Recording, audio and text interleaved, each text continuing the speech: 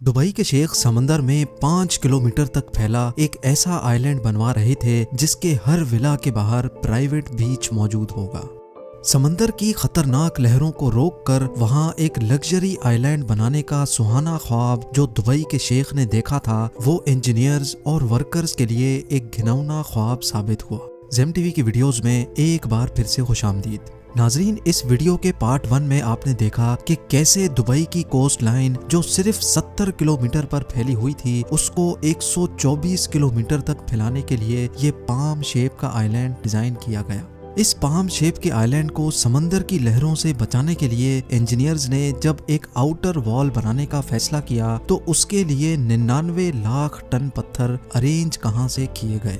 जिन पत्थरों को समंदर में डालकर ये आउटर आइलैंड बनाया जा रहा था, उनमें से अगर एक भी पत्थर सही पोजीशन में नहीं रखा गया तो आइलैंड किसी भी वक्त तबाही का निशाना बन सकता है। ये चेक करने के लिए डाइवर्स 30 मीटर पानी के नीचे जाते थे और हर एक पत्थर की पोजीशन चेक करके बाहर बैठी टीम को ओके का सिग्नल देते थे। Challenge number 5। पाम जुमेरा की कंस्ट्रक्शन स्टार्ट हुए अभी 6 महीने गुजर चुके थे और इंजीनियरिंग टीम ने 4 किलोमीटर लंबा ब्रेक वाटर बना लिया था, लेकिन 7 किलोमीटर अभी भी बनाना बाकी था। दुबई के क्राउन प्रिंस शेख मोहम्मद बिन रशीद अल मखतूम ने इंजीनियरिंग टीम को ये आइलैंड बनाने के लिए जो डेडलाइन दी थी वो थी सिर्फ और सिर्फ 2.5 साल। यानी अब इंजीनियर्स के पास बकाया सिर्फ 21 महीने बचे थे, जिसमें ये ब्रेक वाटर भी कंप्लीट करना था और साथ साथ इसके अंदर पाम शेप का आइलैंड भी।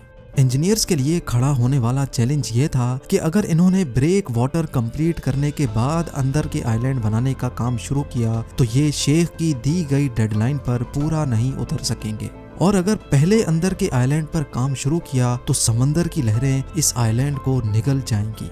यानी अब इंजीनियर्स एक ऐसे जाल में फंस चुके थे जिसमें से निकलने के लिए उनको अपनी प्लानिंग चेंज करनी पड़ी। इस चैलेंज से निपटने के लिए इंजीनियर्स ने फैसला किया कि दोनों आइलैंड्स की कंस्ट्रक्शन एक साथ चलेंगी। यानी जैसे जैसे ब्रेक वाटर बनता चला जाएगा, उस हिस्से के अंदर पाम आइलैंड को भी साथ साथ ही बनाना पड़ेगा।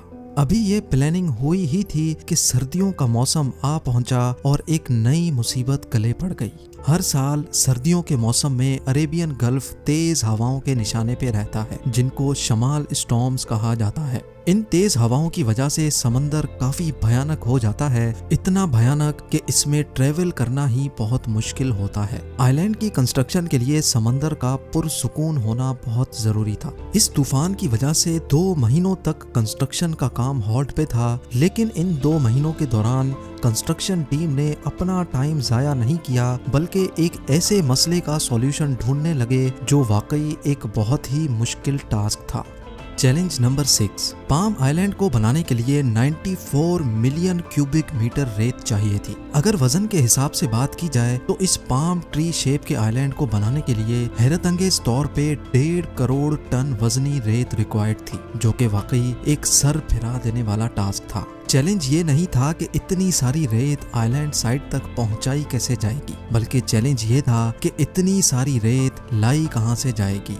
अगर आप ये समझ रहे हैं कि ये रेत दुबई के रेगिस्तान से उठाई जाएगी तो आपका अंदाजा बिल्कुल गलत है। दुबई के रेगिस्तान में बेशक इतनी रेत है कि उसकी कोई लिमिट नहीं, लेकिन ये रेत बहुत ही बारीक है जिसको अगर पानी में डाला गया तो वो पानी में मिक्स हो जाएगी। यानी इंजीनियर्स को एक ऐसी रेत चाहिए थी जो पानी में मिक्स भी ना हो और जिससे आइलैंड मजबूती से खड़ा भी रहे। रिसर्च के बाद मालूम पड़ा कि इस काम को अंजाम देने के लिए जो रेत चाहिए थी वो समंदर के बॉटम से ही मिलेगी। कंस्ट्रक्शन साइट से 10 किलोमीटर दूर समंदर में एक ऐसा पॉइंट तलाश किया गया जहां बॉटम पर इतनी ज्यादा रेत थी जो इस आइलैंड को बनाने में पूरी पड़ सकती है। समंदर के बॉटम से ये रेत निकालने के लिए ड्रेजर का इस्तेमाल किया गया, जो रेत को सक करके अपने टैंक में भर लेता था। सिर्फ 1 घंटे में ये ड्रेजर 8000 टन वजनी रेत अपने टैंक में भर लेता था और फिर कंस्ट्रक्शन साइट पर आकर ये रेत स्प्रे कर दी जाती थी। इस पूरे प्रोसेस को रेन बोइंग कहा जाता है। रेत को निकालने से लेकर कंस्ट्रक्शन साइट तक ले जाने में एक ड्रेजर को 4 घंटे लगते थे और एक वक्त में 8000 टन रेत ट्रांसपोर्ट की जाती थी। यानी अगर ये ड्रेजर सिर्फ डे टाइमिंग्स में 12 घंटे काम करेगा तो पूरे 1.5 करोड़ टन रेत लाने में 2 साल लग जाएंगे। लेकिन इंजीनियर्स के पास इतना टाइम कहाँ था, इसीलिए ये फैसला किया गया कि एक वक्त में कई ड्रेजर्स ये काम अंजाम देंगे ताकि कम से कम टाइम में शेख की दी हुई डेडलाइन पर पूरा उतर सके। Challenge number 7, palm tree shape के आइलैंड को रेन बोइंग के जरिए से बनाना इतना आसान भी नहीं था। इस पूरे प्रोजेक्ट में सिर्फ एक लाइन सीधी थी, बाकी सारी लाइंस कर्व्ड शेप में थी और खास तौर पे ट्री का ये कॉम्प्लिकेटेड शेप इंजीनियर्स के लिए काफी मुश्किलात खड़ी कर रहा था। ड्रेजर समंदर में रेत स्प्रे तो कर रहा था और आहिस्ता आहिस्ता आइलैंड का कुछ हिस्सा समंदर के ऊपर भी आ चुका था, लेकिन अब जानना यह था कि जो शेप ये लोग बनाना चाह रहे थे वो वाकई बन भी रही है कि नहीं। अगर गलत पोजीशन में रेत स्प्रे की गई तो ना सिर्फ आइलैंड का शेप बर्बाद होगा बल्कि पैसा और टाइम दोनों बर्बाद हो सकते हैं। इसी वजह से ये फैसला किया गया कि 650 किलोमीटर ऊपर आसमान में अर्थ के गिर्द घूमने वाली सैटेलाइट की मदद ली जाए। जी हाँ, अर्थ के गिर्द घूमने वाली सैटेलाइट के जरिए पाम जुमेरा साइट की फोटोज ली गईं, जिससे ये साबित हुआ कि अभी तक आइलैंड का जितना भी काम हुआ है उसकी शेप प्लान के मुताबिक ही है। शेख को ये जानकर खुशी तो हुई, लेकिन जैसे जैसे ड्रेजर सैंड स्प्रे करता जा रहा था उसकी मुश्किलात में उतना ही ज्यादा इजाफा भी होता जा रहा था। ना ही समंदर में ट्री शेप की कोई आउटलाइन थी और ना ही ऐसी कोई आउटलाइन यहाँ बनाई जा सकती थी। ड्रेजर का अंदाजे से समंदर में रेत स्प्रे करके पाम ट्री शेप को मेंटेन रखना काफी ज्यादा मुश्किल हो रहा था। अब इंजीनियर्स को कुछ ऐसा करना था जिससे ड्रेजर को पिन पॉइंट एक्यूरेसी पता चल सके और वो फिर वहीं तक रेत स्प्रे करे। इस काम को अंजाम देने के लिए जीपीएस टेक्नोलॉजी का इस्तेमाल किया गया। वर्कर्स जिनके हाथ में जीपीएस यूनिट मौजूद थे वो आइलैंड के बॉर्डर पे वॉक करते जाते और उनकी पोजीशन का रियल टाइम डाटा सेव होता जाता था। जीपीएस कोऑर्डिनेट्स का ये डाटा ड्रेजर को भेजा जाता था और ड्रेजर सिर्फ उसी पॉइंट पर रेत स्प्रे करता था जहां मैनुअली इंसान वॉक करके गया था। ये सॉल्यूशन पूरी तरह काम कर रहा था और अब ड्रेजर पिन पॉइंट एक्यूरेसी से आइलैंड के बॉर्डर पे फिलिंग कर रहा था। चैलेंज नंबर 8, पाम जुमेरा की कंस्ट्रक्शन को स्टार्ट हुए 1 साल से भी ऊपर हो चुका था। ब्रेक वाटर 8 किलोमीटर बन चुका था और दूसरी तरफ पाम आइलैंड की टीम भी दिन रात सिर्फ इसी काम पर लगी थी। अभी तक पाम आइलैंड की 16 में से 9 शाखें बन चुकी थीं। तभी इंजीनियरिंग टीम के सामने एक ऐसा चैलेंज आ खड़ा हुआ जो उनके वहमो गुमान में भी नहीं था। ब्रेक वाटर, जिसको असल में समंदर की ताकतवर लहरें रोकने के लिए बनाया जा रहा था, उसने अपना काम दिखाना शुरू कर दिया था।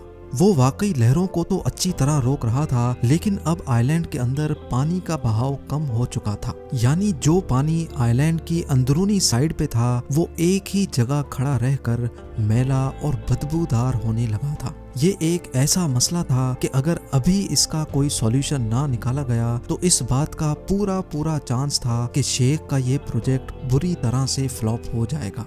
अब इस मसले से निपटने के लिए आइलैंड के डिजाइन में चेंजेस करना जरूरी था। कुछ तो ऐसा करना होगा जिससे आइलैंड के अंदरूनी साइड पर पानी चलता रहे ताकि वो खराब ना होने पाए। खुशकिस्मती से इंजीनियर्स को इसका एक अच्छा सॉल्यूशन मिल गया। ये फैसला किया गया कि ब्रेक वाटर को 2 साइडों से तोड़कर वहां ब्रिज बनाए जाएंगे ताकि एक साइड से पानी का प्रेशर अंदर जाए और दूसरी साइड से बाहर निकल सके। ये सॉल्यूशन आखिरकार काम कर गया और पूरे 2 हफ्तों के बाद आइलैंड के अंदर फंसा बदबूदार पानी आहिस्ता आहिस्ता वापस बाहर निकल गया। चैलेंज नंबर 9, अगस्त 2003 में पाम जुमेरा का ब्रेक वाटर कंप्लीट हो चुका था। 99 लाख टन पत्थरों से बना 250 मीटर चौड़ा ये ब्रेक वाटर समंदर की लहरों को अच्छी तरह से रोके हुए था। इसके एक ही महीने के बाद पाम आइलैंड की टीम से भी अच्छी खबर आ गई। 1.5 करोड़ टन रेत से बनाए जाने वाले पाम ट्री की 16 शाखें भी कंप्लीट कर ली गई थी। ड्रेजर्स जो 1 साल से मुसलसल चल रहे थे, उनका भी आराम करने का वक्त अब आ चुका था।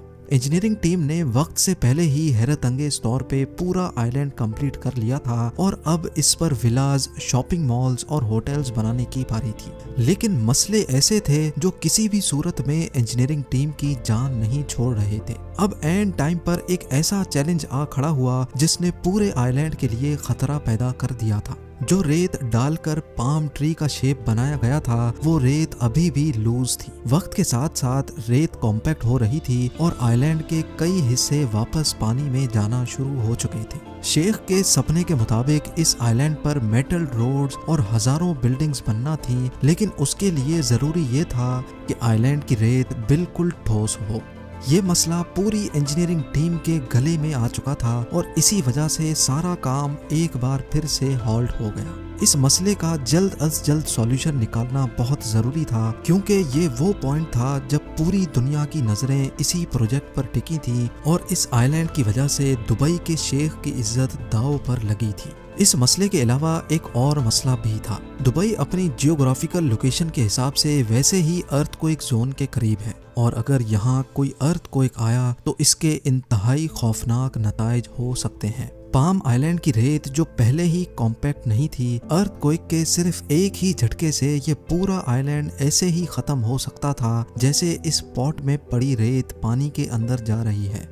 इस मसले का सिर्फ एक ही सॉल्यूशन था कि आइलैंड की रेत को 12 मीटर की गहराई तक कॉम्पैक्ट किया जाए, जबकि नॉर्मल रोड रोलर सिर्फ 6 मीटर की गहराई तक रेत को प्रेस कर सकता है। अब इस मसले से जान छुड़ाने के लिए इंजीनियर्स एक नया तरीका मैदान में लेकर आए। एक ऐसी हाइड्रोलिक ड्रिल मंगाई गई जो जमीन में जाकर अंदर वाइब्रेशन पैदा करती थी। इस वाइब्रेशन से रेत के जर्रात कॉम्पैक्ट हो जाते थे और जिस जगह ड्रिल सुराख करती थी वहां का हिस्सा फुल सॉलिड हो जाता था। ये एक्सपेरिमेंट पूरी तरह कामयाब हो चुका था, लिहाजा अब इस तरह के 2.5 लाख से भी ज्यादा सुराख करके 5 किलोमीटर तक फैले पूरे पाम आइलैंड को ठोस बना लिया गया। जिस आइलैंड को बनाने में 7 साल का वक्त लगना था, 40,000 वर्कर्स की मदद से इसको सिर्फ 3 सालों में ही कंप्लीट करके एक नया वर्ल्ड रिकॉर्ड बना लिया गया। जनवरी 2009 में सारी बिल्डिंग्स बनाने के बाद पहली बार पाम जुमेरा पब्लिक के लिए ओपन कर दिया गया। उम्मीद है जेम टीवी की ये वीडियो भी आप लोग भरपूर लाइक और शेयर करेंगे। आप लोगों के प्यार भरे कमेंट्स का बेहद शुक्रिया। मिलते हैं अगली शानदार वीडियो में।